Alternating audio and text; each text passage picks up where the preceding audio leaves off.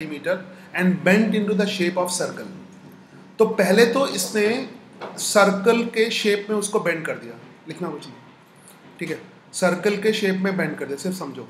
तो पहले तो तुम्हें सर्कल, पहले तो क्वेश्चन समझना है ना। हमेशा 50 से ज़्यादा percent, you can say 70% time question समझने में जाता है, क्योंकि क्वेश्चन समझोगे तभी होगा, वैसे नहीं होगा, है ना। ये इलिप्स जैसा लग रहा है मगर सर्कल बनाते हैं, ये सर्कल है। अभी मैं क्वेश्चन ही समझ रहा हूँ, क्वेश्चन सॉल्व नहीं कर रहा हूँ, ठीक है। Wire of length 40 and bent into the shape of आयर। तो इस वायर, जो मैंने वायर लिया है ना, मेरे पास वायर है, उसको इस शेप में मैंने बेंड कर दिया है। समझ आई बात। ये एक्चुअली में अगर थोड़ा सा मैं गैप दिखाऊं तो ये वायर है ना। इसको स्ट्रेट करूंगा, समझ आ रही बात। इसको स्ट्रेट करूंगा तो क्या बन जाएगा, ये वायर सीधा वायर बन जाएगा, है ना। तो उसको सर्कल के फॉर्म में बेंड कर दिया है, शेप ऑफ अ सर्कल, है ना। ओके,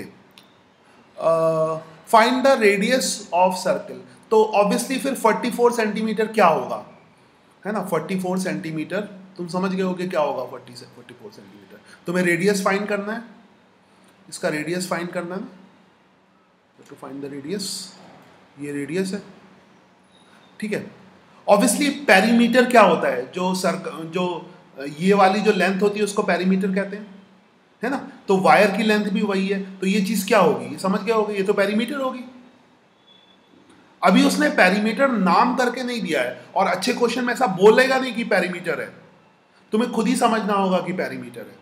तो पेरीमीटर का तुम्हें मीनिंग पता होना चाहिए। पेरीमीटर क्या होता है, ये जो लेंथ होती है ना, किसी भी शेप में जो बाहर की लेंथ होती है, यहाँ पे बाहर की लेंथ सर्कल के फॉर्म में है, कहीं पे ये बाहर की लेंथ रेक्टेंगल के फॉर्म में होगी, है ना। कहीं पे बाहर की लेंथ रेक्टेंगल, दिख रहा, रेक्टेंगल के फॉर्म में होगी, कहीं किसी फॉर्म में ट्राइंगल के फॉर्म में होगी, मगर ये पेरीमीटर ही होगा, ठीक है। तो पेरीमीटर की जो वैल्यू होगी 44 सेंटीमीटर होगी। समझ आई बात, दिखे ना तो इन्फॉर्म कर 44 सेंटीमीटर होगी। तो इसका रेडियस पता करना है, फिर तो सिंपल है ना। तो पेरीमीटर का फॉर्मूला अब तक तुम्हें याद हो गया होगा, 2πr होता है ना, इज इक्वल टू 44। इतना लिखोगे सफिशिएंट है, पूरा कहानी लिखने की जरूरत नहीं है। P फॉर पेरीमीटर होता है, मैं समझ जाऊंगा ना। पाई की वैल्यू बोल रहा है 22/7 रखो, यहां पर दी हुई है पाई की वैल्यू। तो अगर क्वेश्चन में पाई की वैल्यू दे रखी हो तो तुम वही वैल्यू रखोगे जो पाई की वैल्यू गिवन है। So it will be 2 into pi की वैल्यू कितनी है 22/7, पाई की वैल्यू है 22/7 इज इक्वल टू क्या हो जाएगा, इंटू रेडियस।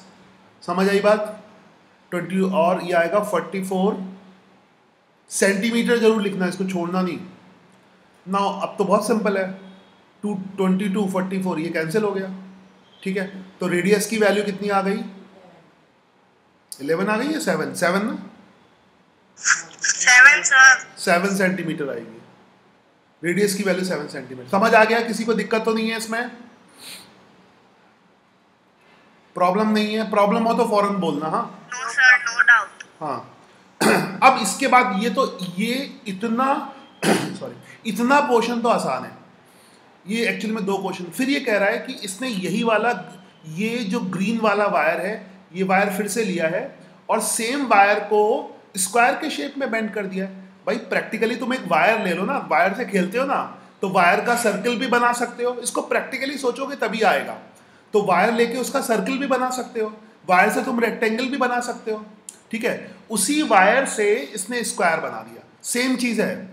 यही वायर लेके इसको सीधा किया, वायर को स्ट्रेट किया, एंड फिर सेम वायर को इसने स्क्वायर बना दिया। I am using the same colour and I am making this square, this square, है ना। उसी सेम वायर से स्क्वायर बना दिया, ठीक है। मैं थोड़ा सा वायर की फीलिंग देने के लिए तो मैं यहाँ पे एक रबर लगा देता हूँ, है ना। तो जो वायर सर्कल के फॉर्म में था, वही सेम वायर अब किस फॉर्म में हो गया, स्क्वायर के फॉर्म में। तो ऑब्वियसली उसकी लेंथ तो वही रहेगी ना, लेंथ तो चेंज नहीं होगी, लेंथ अब भी 44 सेंटीमीटर होगी। तो इसका जो पेरीमीटर है, पेरीमीटर तो अब भी 44 सेंटीमीटर होगा, पेरीमीटर तो अब भी 44 सेंटीमीटर होगा। मगर अब पेरीमीटर का फॉर्मूला, मगर अब पेरीमीटर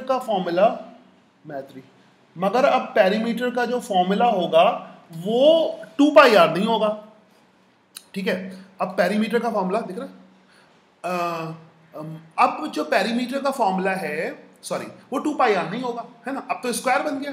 तो स्क्वायर की अगर सपोज करो साइड की लेंथ एल के बराबर है, तो स्क्वायर की चारों साइड लेंथ सेम होती है, तो पेरीमीटर क्या हो जाएगा, L plus L plus L plus L, 4L।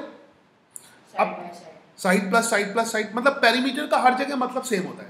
Total जो बाहर की लेंथ होती है ना, जैसे यहाँ पे टोटल बाहर की लेंथ 2 पाई आर हो जाएगी, वो निकाला फॉर्मूला होता है, ठीक है। यहाँ पे टोटल वायर की तो टोटल लेंथ कितनी हो जाएगी, L plus L plus L plus L plus, तो 4L लिख सकते हो।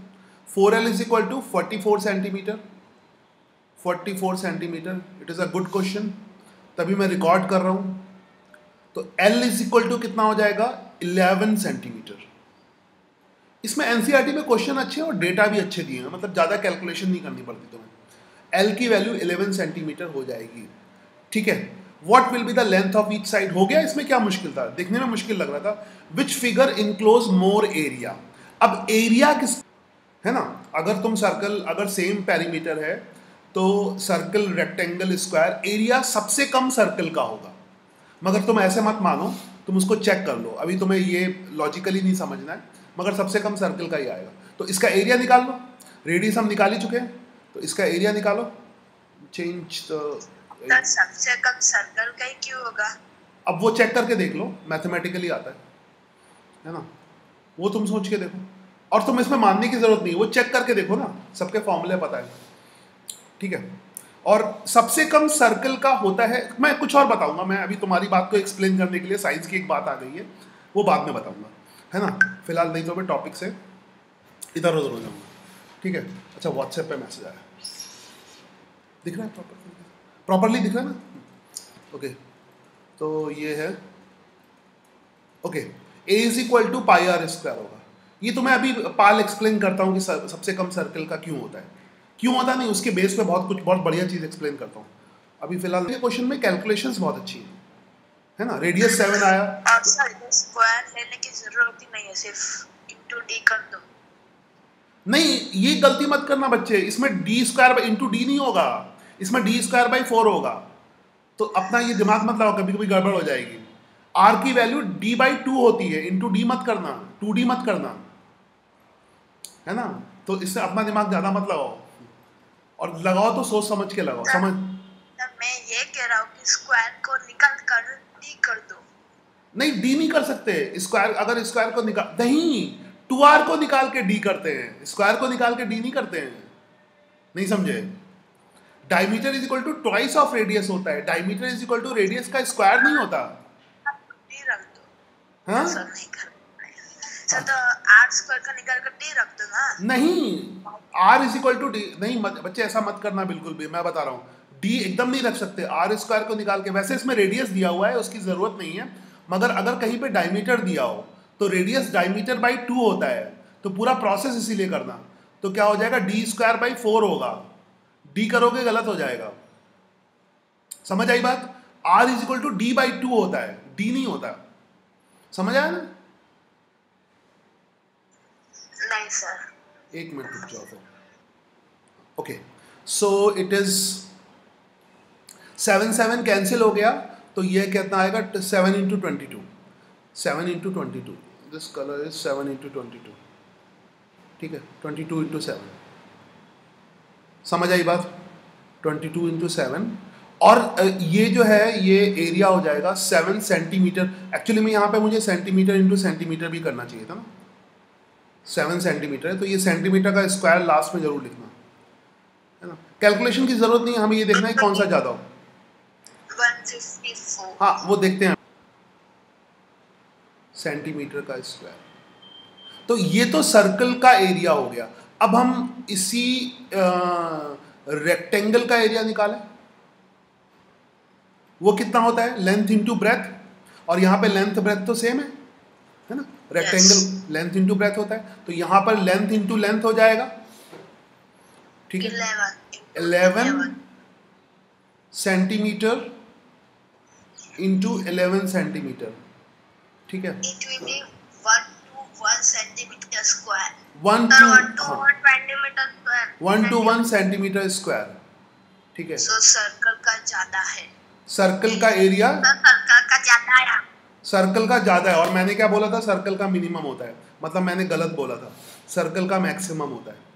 तो मैंने कहा ऐसे भरोसा मत कर लेना, वो वॉल्यूम के लिए सही होता है, चलो, है ना, एरिया के लिए सही नहीं होता। ओके, तो ऑब्वियसली सर्कल का जो एरिया है वो मैक्सिमम, सर्कल का एरिया मैक्सिमम होता है, ठीक है, सर्कल का एरिया इसमें ज़्यादा होता है। ओके, चलो।